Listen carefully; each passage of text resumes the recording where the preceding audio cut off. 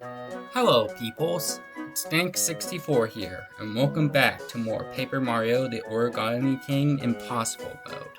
Now you may think this series was never gonna be brought back, but that was only because of one boss fight that I decided, nah, I'll do it later.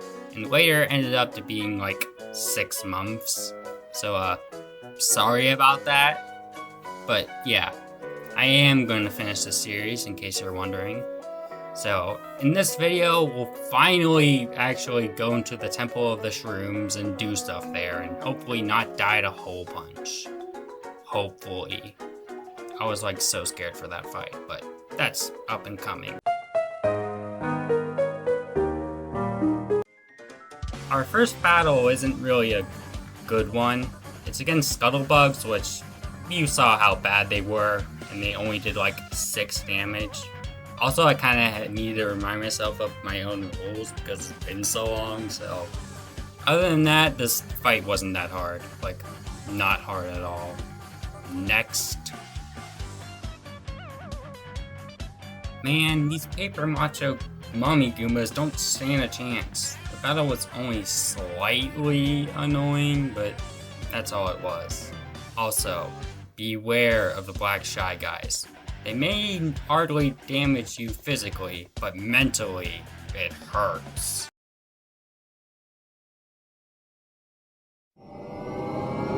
The next battle isn't until after the disco room, I guess, where we face a couple hammer bros, and they're definitely tougher than the regular enemy, but I'm surprised how little damage they do. I mean, it wasn't a lot, but still kind of significant. A more average battle, I say. Though the fact that it takes so many turns to defeat them definitely makes them more dangerous. But I also wanted to conserve my items, so I didn't use them. I highly recommend you travel back to Toad Town to finally get the 1-up mushroom from the Battle Toad, because you're gonna need it for Hole Punch. Trust me.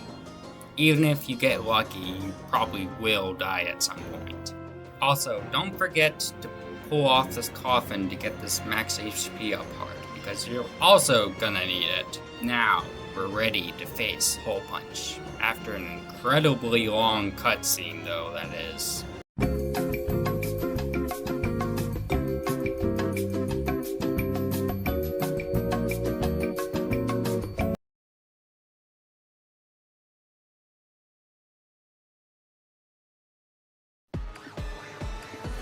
The reason that Hole Punch is so hard is that not only does he cut out the rings so that there's holes in there and you have to avoid them, but also if you get too close to him, he'll Hole Punch your HP in half, your max HP.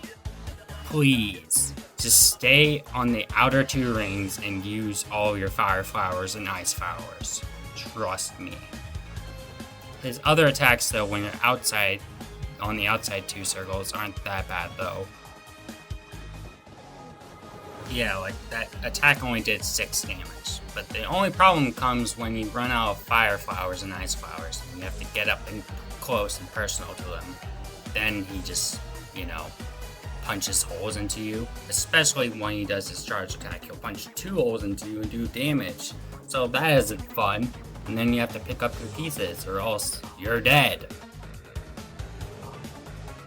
There were so many close calls in this battle because you have to prioritize attacking and then getting your pieces back and then healing sometimes. And it's just very complicated. And when he's charging, he's invincible, so you can't really attack him in that state. You have to do it when he's not charging, which only happens every other turn after he charges. So yeah.